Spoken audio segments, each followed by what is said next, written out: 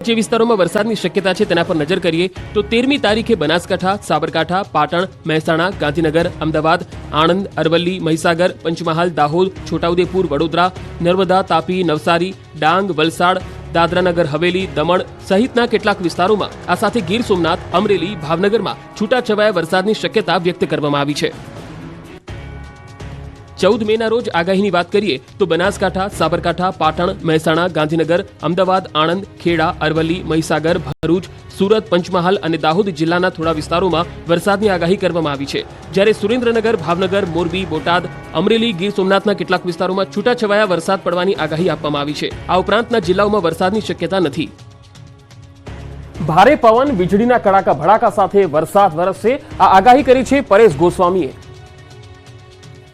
હવામાન નિષ્ણાતની મોટી આગાહી, 5 દિવસ ભયંકર વરસાદ ખાબકશે, વીજળીના કડાકા ભડાકા સાથે ત્રાટકશે વરસાદ। ભર ઉનાળે ગાજવીજ, તોફાન અને તેજ પવન સાથે વરસાદ ખાબકશે, આ આગાહી કરી છે હવામાન નિષ્ણાત પરેશ ગોસ્વામીએ। આગામી દિવસોમાં રાજ્યના મોટાભાગના વિસ્તારોમાં ચોમાસા જેવો વરસાદ ખાબકવાની આગાહી કરી છે। 16 મે સુધી રાજ્યના અનેક ભાગોમાં આકાશી આફત તોડાઈ રહી છે। ગોસ્વામીએ કહ્યું કે પ્રી મોન્સૂન એક્ટિવિટીના ભાગરૂપે રાજ્ય પર માવઠાનો માર પડશે। પ્રી મોન્સૂન એક્ટિવિટીના ભાગરૂપે હશે અને આ વરસાદની અંદર ભારે ગાજવીજ અને પવન સાથે તોફાની વરસાદો પડે તેવી શક્યતાઓ છે। ખાસ કરીને આજે 12 મે થી લઈ અને 16 મે 2024 સુધી આ રીતે વરસાદની શક્યતાઓ રહેલી છે। દક્ષિણ ગુજરાત સહિત રાજ્યના મોટાભાગના વિસ્તારોમાં વાતાવરણ પલટાય તેવી શક્યતા છે।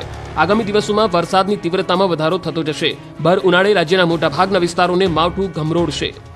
આવતીકાલે 13 મે 2024 થી આ જે વરસાદની જે તીવ્રતા અને વિસ્તારો છે એમાં વધારો થતો જશે। 13, 14, 15 અને 16 આ 4 દિવસ છે। આ 4 દિવસ દરમિયાન રાજ્યના મોટાભાગના વિસ્તારોને આવરી લેશે। આ તરફ દાહોદમાં પડેલા કમોસમી વરસાદે એપીએમસીમાં પડેલા અનાજને પલાળી નાખ્યું। અચાનક જ વરસાદ ખાબકતા અનાજની બોરીઓ પાણી પાણી થઈ।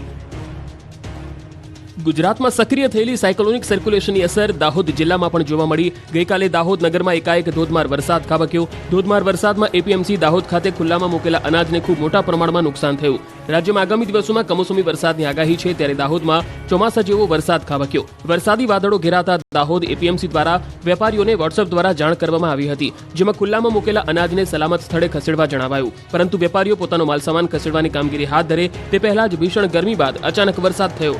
એપીએમસીમાં ખુલ્લામાં મૂકેલ અનાજ ઉપર તાડપત્રી ઢાકે તે પહેલા જ ભારે પવન સાથે ધોધમાર વરસાદ વરસ્યો। ખુલ્લામાં પડેલા ઘઉં, ચણા, સોયાબીન, મકાઈ, કણબી અને કઠોળને મોટા પાયે નુકસાન થયું।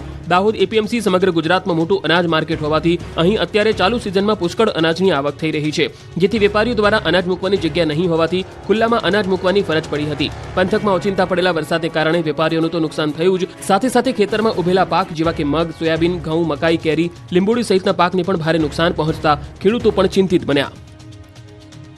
મહાકાય મચ્છુ 2 ડેમ ખાલી કરવાનું શરૂ, પાણી નદીમાં છોડાતા 34 ગામને એલર્ટ કરાયા।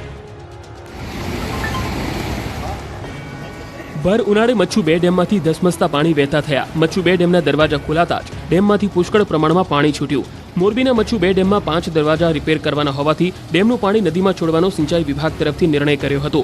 મોરબીની જીવાદોરી સમાન મચ્છુ 2 ડેમના રિપેરિંગ અને ગેટ બદલવાની કામગીરી કરવાની હોવાથી ડેમના 2 દરવાજા 2 ફૂટ ખોલવામાં આવ્યા। ડેમના દરવાજા ખોલાતા જ ડેમમાંથી 1400 ક્યુસેક ધસમસતું પાણી વહી નીકળ્યું। ડેમમાંથી નદીમાં પાણી છોડાતા મોરબી તાલુકાના જોધપર, લીલાપર, ભડિયાદ, ટીંબડી, ધરમપુર, રવાપર, અમરેલી સહિતના કુલ 34 ગામોને એલર્ટ કરાયા છે।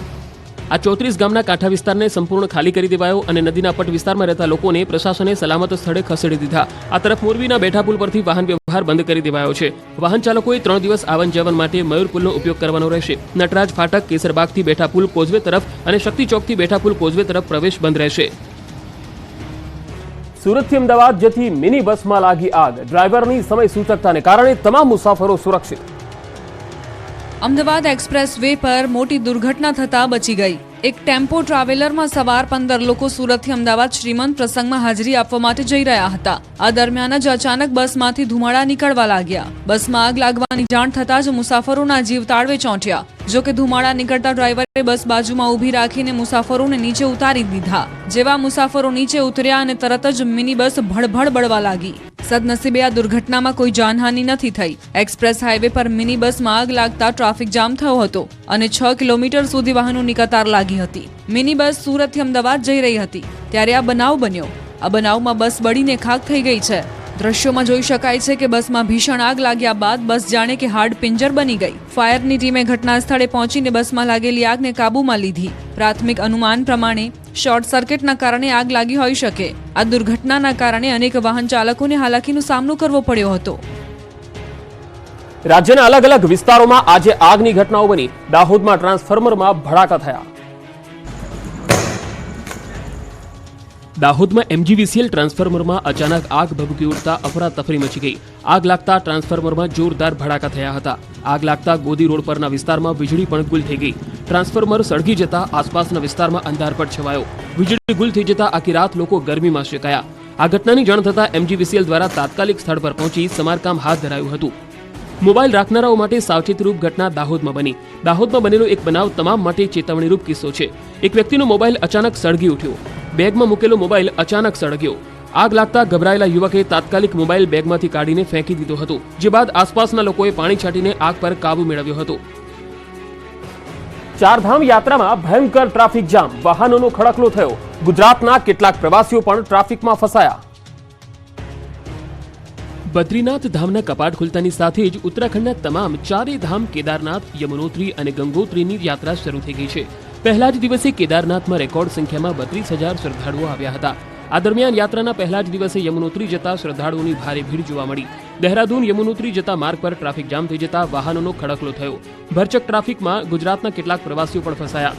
દહેરાદૂનથી યમનોત્રી જતા માર્ગ પર યાત્રીઓ ભરેલા વાહનો રોકવામાં આવ્યા હતા. યમનોત્રીમાં ભારે ભીડ ઉમટી પડતા યાત્રીઓને અધવચ્ચે રોકવામાં આવ્યા હતા. 40 થી 50 બસ અને ટેમ્પો ટ્રાવેલ્સ ફસાઈ જતા લોકો અટવાઈ ગયા. જો કે લોકલ વાહનોની અવરજવર પર કોઈ રોક નથી. યમનોત્રીમાં ટ્રાફિક વધતા યાત્રીઓને હાલાકી પડી રહી છે. જો કે તંત્રએ કહ્યું કે ધીમે ધીમે વાહનોને આગળ જવા દેવામાં આવી રહ્યા છે. ધીમે ધીમે રસ્તો ક્લિયર થઈ જશે. મહત્વનું છે કે યમનોત્રી ધામના કપાટ ખુલ્યા બાદ મંદિરથી લઈને 2 કિલોમીટર સુધી માર્ગ પર ચારે તરફ શ્રદ્ધાળુઓની ભીડ જોવા મળી. પોલીસ અને પ્રશાસને ભીડને કાબૂમાં કરવા પ્રયાસો કર્યા, પરંતુ સ્થિતિ એવી હતી કે 4 કલાક સુધી લોકો ફસાયેલા રહ્યા, જેના કારણે યાત્રીઓને ભારે પરેશાનીનો સામનો કરવો પડ્યો. મધર્સ ડે દિવસે વાલીઓ માટે આંખ ઉઘાડનારા કિસ્સાઓ બન્યા. ઉમરેઠમાં તો બાળક પર 3 શ્વાન ત્રાટક્યા. રાજ્યમાં અલગ અલગ સ્થળોએ માતા પિતા માટે ચેતવણીરૂપ કિસ્સાઓ. સુરત હોય કે બનાસકાંઠા કે પછી આણંદ કે કચ્છ, એવી ઘટનાઓ કે જેણે દરેક માતા પિતાને જગજોડી તો મૂક્યા, પરંતુ તેઓને પોતાના સંતાનો માટે ચેતવી દીધા. સુરતમાં 1.5 વર્ષના બાળકે સિલાઈ મશીનનું તેલ પીતા મોત નીપજ્યું. તો કચ્છના માધાપરમાં એક સગી જનિતાએ પોતાની જ બાળકીને ઢોર માર માર્યો. તો બનાસકાંઠાના પાલનપુરમાં 2 માસના શિશુને માતાએ જ તરછોડી દીધું. જ્યારે આણંદના ઉમરેઠમાં 3 શ્વાનો બાળક પર ત્રાટક્યાના CCTV ફૂટેજ સામે આવ્યા. જરા આ દ્રશ્યો જુઓ. એક સાથે 3 શ્વાન નાનકડા બાળક પર હુમલો કરી દે છે. માત્ર 8 વર્ષના બાળક પર 3 શ્વાન ત્રાટક્યા. બાળક પર હુમલાની આ ઘટના આણંદના ઉમરેઠમાં બની. કાકાની પોળમાં દાદાના ઘરે વેકેશન કરવા આવેલા બાળક પર હુમલો થયો. હુમલાની આ ઘટના CCTVમાં કેદ થઈ. પાછળ પડેલા શ્વાનથી બચવા બાળક ભાગી રહ્યો છે અને આ દરમિયાન તે જમીન પર પછડાય છે અને જેમ તેમ કરીને શ્વાનથી છુટકારો મેળવી લેતા તેનો આબાદ બચાવ થાય છે.